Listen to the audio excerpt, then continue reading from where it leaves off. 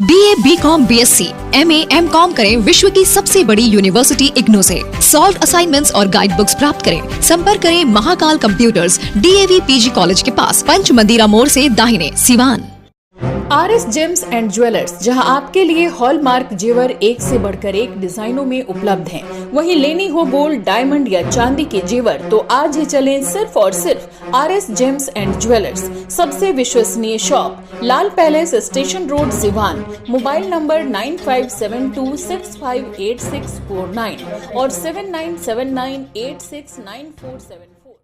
10th और 12th में CBSE की 100% रिजल्ट के बाद 35 वर्षों से जिले का एकमात्र शिक्षण संस्थान इमैनुअल मिशन हाई स्कूल में साइंस, आर्ट्स एंड कॉमर्स में 11th क्लास के लिए नामांकन शुरू। लिमिटेड सीट, सीमित समय, तो आज ही 11th में नामांकन के लिए संपर्क करें Emmanuel mission high school, Hardiya मोड़, सिवान। मोबाइल नंबर 7761872900 और 7070640653। नमस्कार, ATN लाइव में आपका स्वागत है और मैं कैलाश कश्यप एक नई डिबेट के साथ आपके सामने मौजूद हूं। और आज हम जिस मुद्दे पे चर्चा करने के लिए मौजूद हैं वो मुद्दा है नगर परिषद के चुनाव से जुड़ा हुआ मुद्दा है। और आज जैसे कि कई समाचार पत्रों में कुछ इस तरह की खबरें आई और लोगों को लगा कि शायद नगर परिषद की चुनाव की घोषणा हो गई है।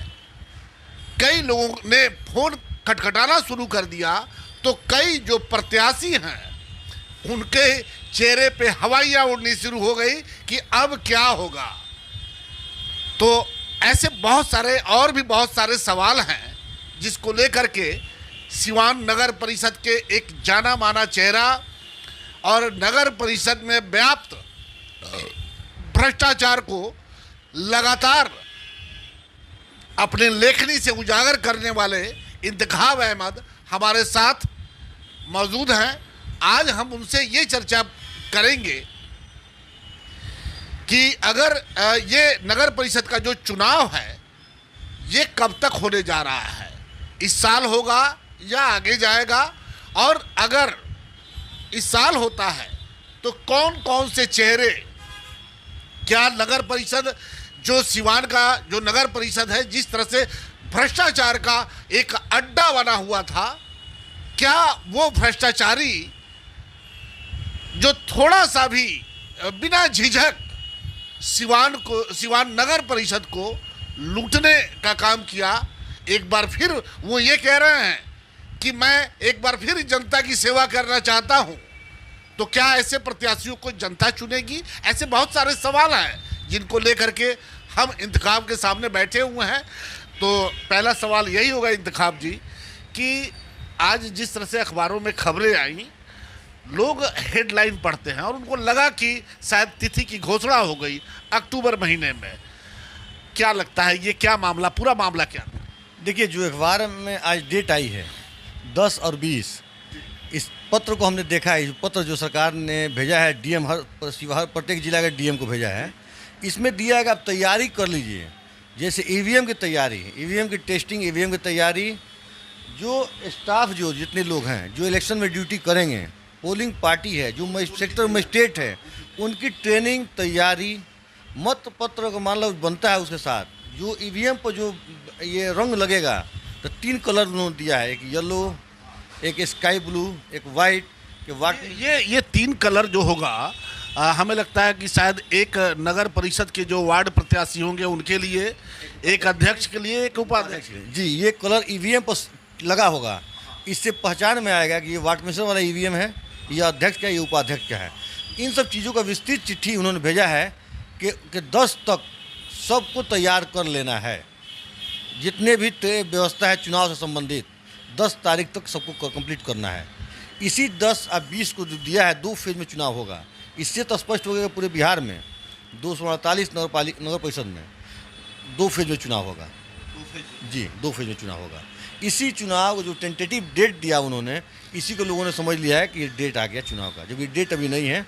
डेट इलेक्शन कमीशन जिस दिन अनाउंस करेंगे उस दिन से आचार संहिता लागू हो जाएगा। आपको क्या लगता है कि ये जो तैयारी चल रही है ये इस साल चुनाव हो जाएगा?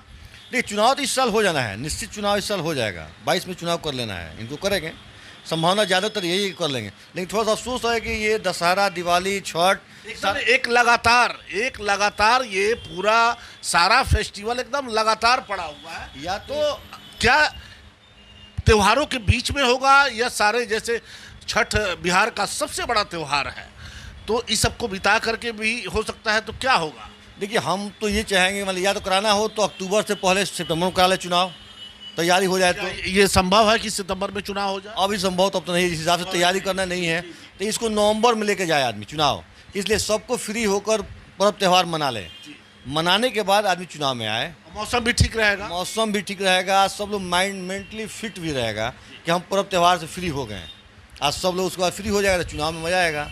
सरकार ने जो एक आयोजन आपने बताया कि वो सरकार तैयारी के बारे में बता रही है कि इतने से इतने डेटों में तैयारी पूरी कर ली जाएगी। सरकार को एक आम पब्लिक को भी बताना चाहिए कि उनका जो ईवीएम आएगा, सभी लोग पढ़े लिखे नहीं हैं, कुछ उसमें जो घरेलू महिलाएं हैं वो थोड़ा सा गड़बड़ कर जाती हैं, तो एक वो भी बताना चाहिए लोगों को, आम लोगों को, एक सार्वजनिक तौर पे कि इस तरह की ईवीएम आएगी और इस तरह से आपको ये चुनाव संपन्न करना है।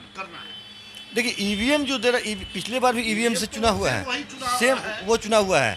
तो एक आदमी को 3 बटन दाबना है, जाहिर सी बात है, एक जगह जिस रूम में रखा जाएगा, चाहे जहाँ भी होगा।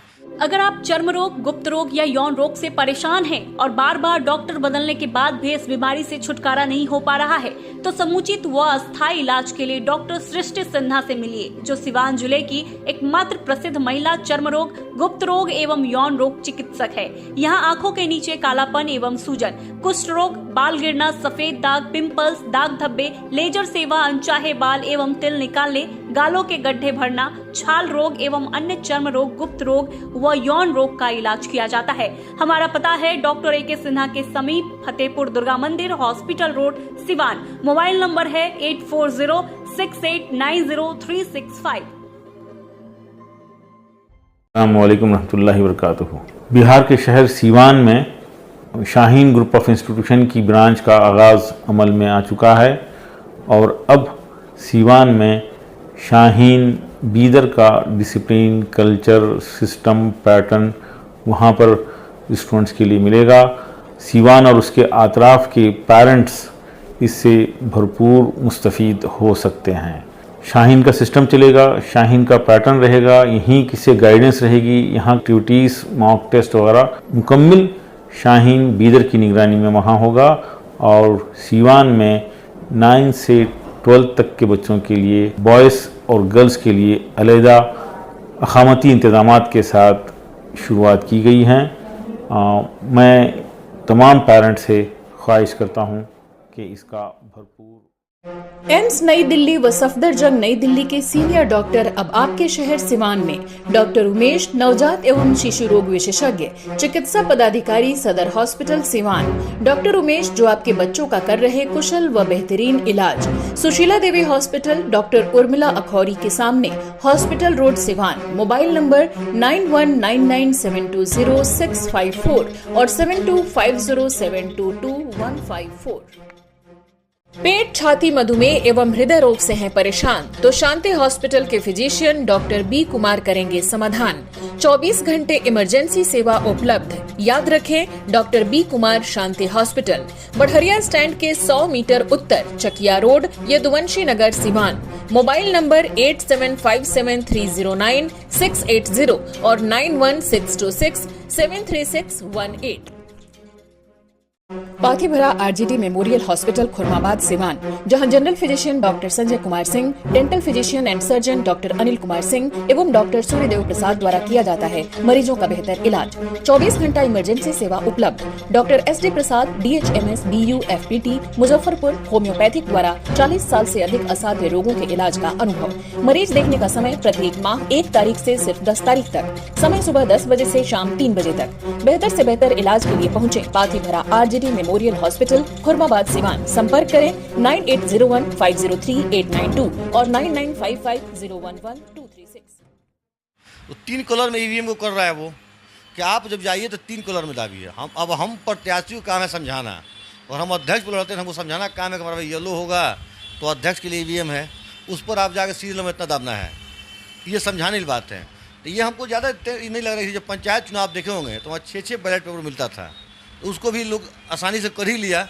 तो ये 3 ही है ईवीएम। देहात के बने शहर के लोग तो ज़्यादा जागरूक होते हैं, शिक्षित हो ज़्यादा होते हैं। एक चीज़ और बता दीजिए कि इस बार जो चुनाव अभी पिछले दिनों चर्चा हो रही थी कि जो वोटर आईडी कार्ड है वो आधार से जुड़ेगा, आधार के आधार पे ही चुनाव होगा, क्या ये संभव है? नहीं, देखिए ये जो सरकार की प्रक्रिया चल रही है, ये संभव नहीं है कि 1 महीना में पूरे बिहार के सारे आधार को, जहाँ शहरी क्षेत्र को आधार से जोड़ देना, ये संभव नहीं है। ये प्रक्रिया है, प्रक्रिया में चल रहा। हो सकता है आगे वाला चुनाव में इसको बायोमेट्रिक से इसको किया जाए इसको, लेकिन ये सुनने में जरूर आया है कि हर एक बूथ पर बायोमेट्रिक सिस्टम लगा रहेगा, कि आप एक बार वोट देने के बाद, आप जब वोट देने जाइएगा मतलब वोटर आईडी से ही, तो आपको वहाँ फिंगरप्रिंट लिया जाएगा आपका। दोबारा आप जब जाइएगा तो बता देगा कि इस आदमी ने पहले दे चुका है यहाँ पर। तो एक आदमी एक ही बूथ पर एक ही वोट दे सकता है, दूसरा वोट नहीं कास्ट करेगा।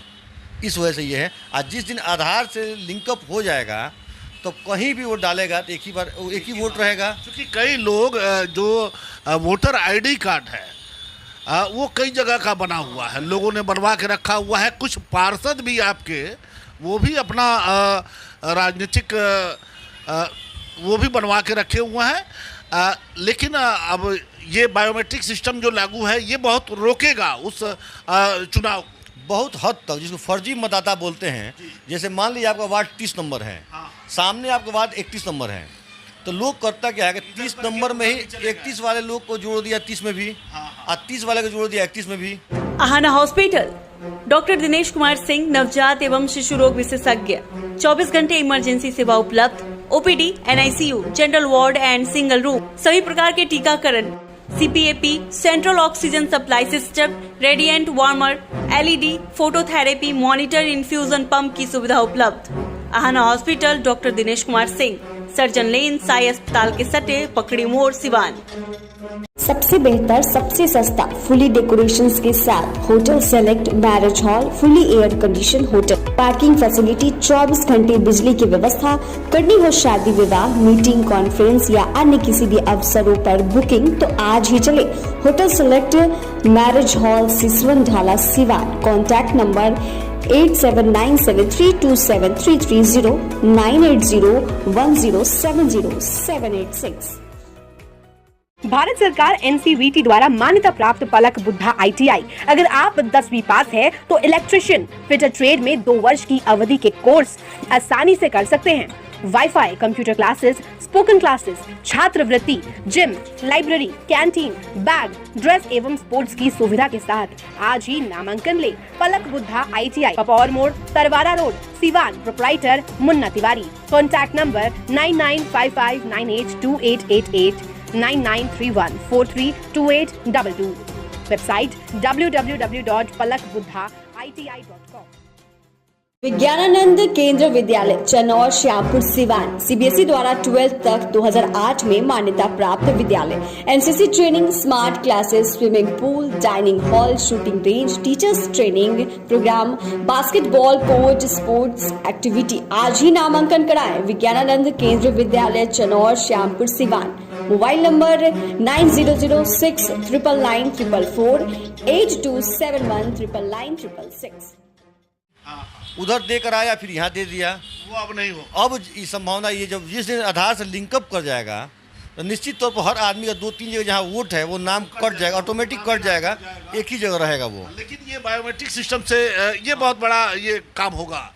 तो क्या ये बायोमेट्रिक सिस्टम इस चुनाव में लागू होगा? हाँ, इस चुनाव में लागू होगा। ये पंचायत चुनाव में लागू था, तो ये इसमें लागू होगा ये कि आदमी अपनी निशान फिंगर थंब कर दीजिए आप, और उसके बाद वोट देने डालने जाइए। ये फिर दोबारा आइए। आपने देखा कि इंतखाब जी से बात हो रही थी और चुनाव को लेकर के कि उनका भी कहना है कि वो नवंबर में, क्योंकि इधर अक्टूबर सारे पर्व त्यौहार जो बड़े बड़े त्यौहार हैं, चाहे वो दशहरा है, दीपावली है, और बिहार का सबसे बड़ा त्यौहार जिसे मनाने के लिए देश विदेश से भी लोग आते हैं, महापर्व छठ की बात हम कर रहे हैं, तो ये अगर ये सारे त्यौहार बीत जाएं और नवंबर में चुनाव हो तो हमें लगता है कि ज़्यादा अच्छा होगा और सबके लिए, क्योंकि सभी लोग जो बाहर से आए हुए हैं वो भी चुनाव में अपने नेता को चुन करके जाएंगे और उसके बाद वो चले जाएं। और इंतखाब ने ये जो बताया कि बायोमेट्रिक सिस्टम जो लग जाएगा तो इससे फर्जी वोटिंग जो होती थी, जो आईडी आधार कार्ड पे आईडी पे वोटर आईडी कार्ड के आधार पे वो हो जाता था, लोग अपने करवा लेते थे, लेकिन इस बार वो नहीं हो पाएगा। उसे अगर ये सिस्टम लागू हो जाता है तो, लेकिन इंतखाब ने कहा है कि जो पंचायत का जो चुनाव था उसमें ये चीज़ लागू था तो इसमें भी हो जाएगा। अब हम बात करेंगे जो चुनाव में जो प्रत्याशी आए हुए हैं, एक प्रत्याशी तो आप भी हैं, आपका भी बोर्ड लगा हुआ है कि आप भी नगर परिषद के अध्यक्ष पद के लिए, लेकिन शायद सुनने में आया कि ये महिला ही कर दिया गया, तो अब क्या होगा? महिला लड़ेगी, होगा क्या, लड़ना तो है। आपकी पत्नी लड़ेंगी या माँ? देखिए, माँ भी है पत्नी भी है जिसके पास नहीं है उसके लिए अफसर में दिक्कत है। लेकिन पर्दे के पीछे इंतखाब होंगे। नहीं, देखिए पर्दे पे ये सच्चाई यही है, आना चाहिए महिलाओं को, जो सरकार ने दिया तो महिला आएंगी, निश्चित वो चलाएंगी, हम लोग सहयोग में रहेंगे, आप सहयोग में रहिएगा, जो काम जो जनता के हित में आप बताइएगा वो लोग करेगा। यहाँ तो लड़ाई भ्रष्टाचार के खिलाफ है, कौन भ्रष्टाचार के साथ है, भ्रष्टाचार के खिलाफ है। बात सीवान के विकास का है, आप विकास करने वाले हैं कि विकास को विनाश में बदलने वाले हैं। आपने भ्रष्टाचार का नाम ले लिया, सीवान ने तो कीर्तिमान स्थापित कर दिया है। यहाँ तो इतने भ्रष्टाचार हुए हैं कि आज पूरा शहर भ्रष्टाचार के अंधकार में डूबा हुआ है। तो और वो जिन लोगों ने भ्रष्टाचार किया वो फिर एक बार ताल ठोक के कह रहे हैं कि मैं जनता की सेवा इस बार फिर करने के लिए तैयार हूं। देखिए, भ्रष्टाचारी लोग जो हैं जनता तो उनको पहचानती है, जिनको 5 वर्ष का समय कार्यकाल दिया जनता ने, आप पद पर रहें, सवाल तो आपसे पूछा जाएगा 5 सालों में आपने क्या किया। आप दिखाई दे रहा है, सड़कों पे दिखाई दे रहा है, वो तो जनता बोलेगी, निश्चित तौर पर जनता बोलेगी, पूछेगी। लेकिन जो लोग और भी हैं, जो ज़मीन के दारू धंधेबाज हैं, जो अपराधी हैं, जो दारू धंधे करने वाले हैं, वो लोग भी आ रहे हैं। अच्छा इंतखाब जी, इन सब से हट के एक व्यक्तिगत आपसे सवाल पूछ रहा हूँ और जवाब भी हमें लगता है कि शायद आप बताएंगे। जिन लोगों ने भ्रष्टाचार किया और आज फिर वो कपड़े बदल करके, अपना चोला बदल करके और जनता के बीच घूम रहे हैं कि मैं आपकी सेवा में फिर एक बार, क्या इन्हें शर्म नहीं आती कि आपने सिवान को लूट के रख दिया, लूट का अड्डा बना दिया और फिर आप इस तरह की बातें करते हैं? देखिए, जब आप शर्म की बात ही कर रहे हैं, आप इनको शर्म नहीं आती, जाहिर सी बात है शर्म नहीं आती, तभी तो हम आए हैं यहाँ पर, आ गए वो लोग बाजार में। लेकिन सिवान की जनता इतना बेवकूफ़ नहीं है, बुड़बक नहीं है कि वो झांसे में आने वाली नहीं है। जहाँ हम लोग भी घूमते हैं, हम लोग भी सुनते हैं, मौका आएगा तो जवाब देगी, मौका आएगा तो निश्चित जवाब देगी। देखिए, जब उनको मौका 5 साल दिया ना भाई, किसी को, हम अगर वार्ड में भी हमको जनता ने मौका दिया तो हमने काम किया तो हमें क्या दिक्कत है? तो रिन्यूअल किया, और काम जो नहीं करता उसको जनता हटा देती है। तो ऐसा नहीं कि हम लोग का काम दूसरा है, आज समाज सेवा पार्ट टाइम है, हम लोग 24 आवर समाज सेवा ही काम है, जन सेवा में ही लगे रहते हैं। हमारे पास कोई दुकानदारी नहीं है, ज़मीन के कारोबारी नहीं है, दारू कारोबारी नहीं है, अपराधी नहीं है। क्या पार्षद दारू भी बेच रहे हैं? आप तो देखिए बहुत से मिलते हैं। अब बहुत लोग हैं जिन पर दारू का क्या FIR नहीं हुआ है लोगों पर, जो पार्षद रहे हैं पहले, हुआ है, उन पर भी पता नहीं चलता है। लेकिन जो लोग हैं, जितने बड़े बड़े महान निकले यहाँ के सिवान के जो पार्षद, जिन पर जनता ने भरोसा किया और ये इतने नीचे गिरते चले गए। लेकिन वो दोबारा रिपीट नहीं किए, वो हार गए चुनाव। कहने का मतलब ये है कि जनता सब कुछ जानती है, वक्त आने पर जवाब देती है। कहने का मतलब हम सीवान की जनता से भी अनुरोध करते हैं, चाहे बार बार बोले हम, आपके चैनल के माध्यम से अनुरोध पहले भी किए, हम आज भी करते हैं कि वार्ड का चुनाव हो, 45 वार्ड है, शिक्षित समझदार समाज सेवी लोगों को ही जनता चुने, उसका इतिहास देखकर चुने। ऐसा नहीं कि चुनने के बाद फिर 5 साल आपको पछताना पड़े। सबसे बड़ी बात ये है। इसमें क्या लगता है आपको कि इस बार हमारे बिहार की एक विडंबना ये भी है कि हम लोग जैसे चुनाव आता है, चुनाव के पहले तो बहुत सारी बातें होती हैं, लेकिन जैसे चुनाव आता है हम जात पात में भी खो जाते हैं। देखिए जात पात ठीक है, लेकिन ये ऐसा नहीं कि जात पात तो सच्चाई है, जात हर आदमी का जात होता है, धर्म होता है, लेकिन शहरी क्षेत्र का चुनाव है, ये नगर निकाय का चुनाव है, यहाँ ज़्यादातर लोग शिक्षित होते हैं। देहाती क्षेत्र में जहाँ लोग अशिक्षा का अभाव है वहाँ लोग जात पात की बात करते हैं। शहरी क्षेत्र में आप देखिएगा उसके बनस्पत यहाँ ये सब जात पात नहीं चलता है, धर्म नहीं चलता है। यहाँ लोग हमेशा जात पात धर्म से उठकर चुनाव करते हैं। और सबसे बड़ी बात माननीय मुख्यमंत्री नीतीश कुमार को धन्यवाद देते हैं कि इन्होंने धन बल और बाहुबल खरीद बिक्री को बंद किया, जो डायरेक्ट चुनाव को करा दिया। पहले होता था कि लोग पार्षद को खरीद लेते थे, उठा लेते थे, ये खत्म हो गया। अब जनता चुनेगी, जनता मालिक है। इससे निश्चित तौर पर साफ छवि के लोग जो काम करने वाले हैं वही आएंगे, न कि धन बल बाहुबल अपराधी आज जितने लन फंड वाले लोग हैं वो लोग। हमको लगता है कि उन लोगों को जनता मौका कहीं नहीं देगी पूरे बिहार में। आप देखिएगा। अच्छा, एक बड़ा अच्छा आपने अभी चर्चा कर लिया कि नीतीश कुमार ने एक बड़ा अच्छा ये सिस्टम लागू कर दिया भ्रष्टाचार रोकने के लिए कि सीधे जनता सीधे अपने चेयरमैन का चुनाव और उप चेयरमैन का चुनाव कर ले। आज पूरे देश में, हम सिर्फ बिहार की बात नहीं करेंगे, पूरे देश में जिस तरह से विधायकों की खरीद फरोख्त चल रही है, हमारा ये चर्चा ऐसा नहीं कि दिशा बदल देगा, लेकिन कहीं ना कहीं ये आवाज़ तो जनता के कानों तक जानी चाहिए कि जो सिस्टम यहाँ पे लागू हुआ है, अगर हम विधायक चुन सकते हैं, सांसद चुन सकते हैं, वार्ड पार्षद चुन सकते हैं और चेयरमैन भी चुनने जा रहे हैं, तो क्या हम मुख्यमंत्री नहीं चुन सकते? क्या हम प्रधानमंत्री नहीं चुन सकते?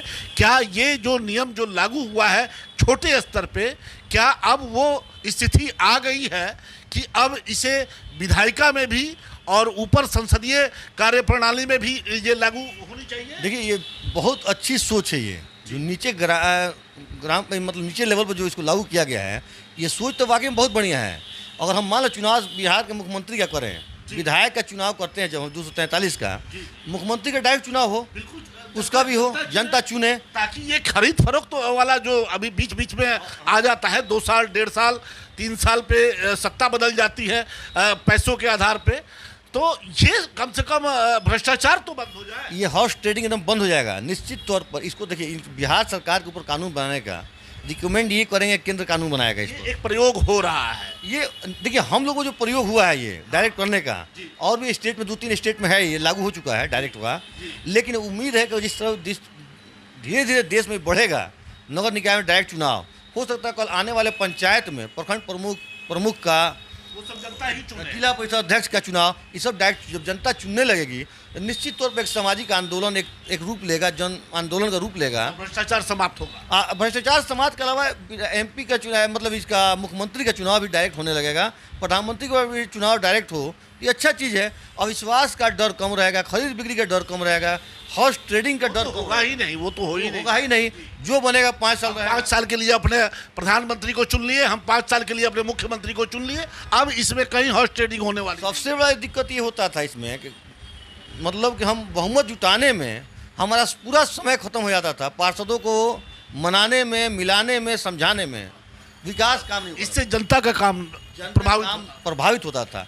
अब चेयरमैन डायरेक्ट अगर हो गया कोई डायरेक्ट, तो कोई डिसीजन लेने में उसको दिक्कत नहीं है, अब जनता के काम में लग जाए। आप देखिए नगर पालिका में एक से एक भ्रष्टाचार है, लेकिन कोई बोल नहीं पाता था, इसलिए वो पार्षद का जानने वाला कर्मचारी है, वो फलाना का जानने वाला ये है।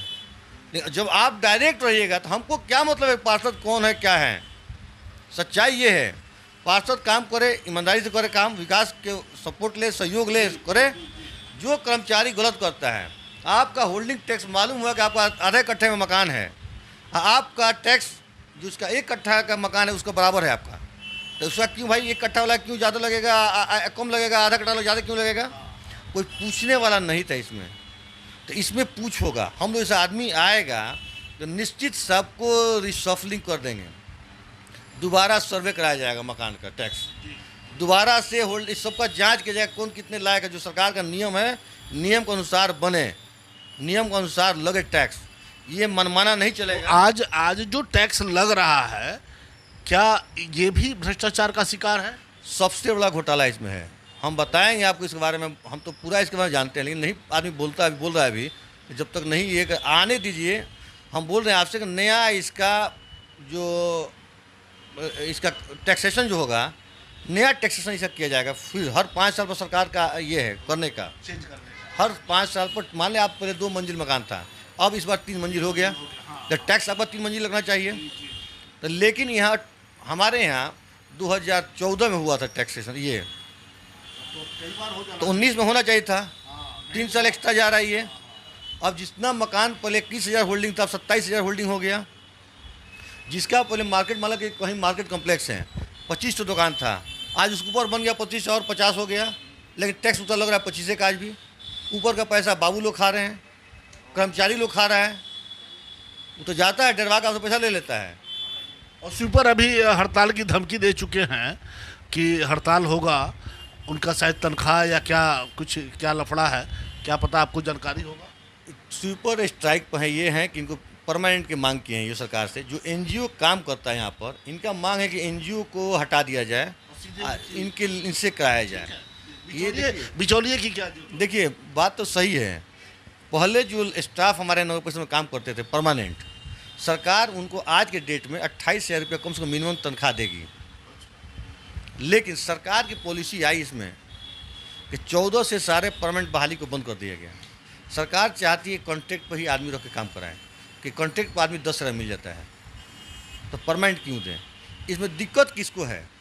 सफाई कर्मी जो 4th ग्रेड का कर्मचारी है, सफाई कर्मी, अगर उसको 28,000 रुपये मिलता था उसको पहले परमानेंट कर्मचारी को, उसका बच्चा दिल्ली में पढ़ता था, इंजीनियरिंग करता था या कुछ भी करता था, जॉब में आता था। जब परमानेंट रोक दिया गया, अब 10,000 मिलता है, तो वो बताइए इस महंगाई के दौर में परिवार चलाना मुश्किल है 10,000 में, तो पढ़ाई कहाँ से करेगा? तो दिन पर दिन और गरीब होता चला जाएगा। हम भी इसके पक्षधर हैं कि उनको परमानेंट नौकरी दिया जाए, उनको 28,000 मिनिमम सैलरी मिलना चाहिए, कि अपने घर से देते हैं। जब इतना करोड़ों करोड़ का लूट होता है, तो इनको पैसा अगर इनको खर्च करें तो क्या खराब है?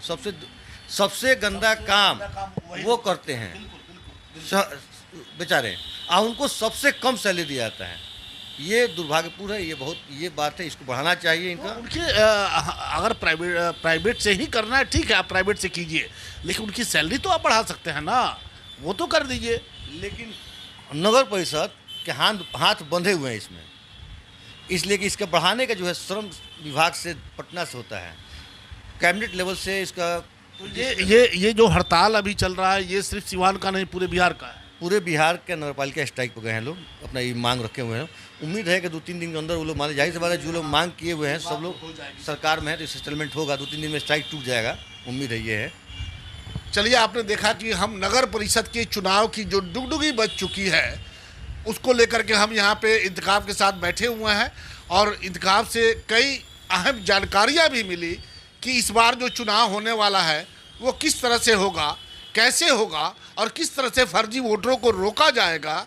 और अब जिस तरह से इंतखाब ने नगर परिषद के भीतर के जो कारनामे हैं उसको सांकेतिक रूप में हमारे सामने रखा, तो वाकई जो सिवान नगर परिषद है, इसे स्वच्छ करने की ज़रूरत है।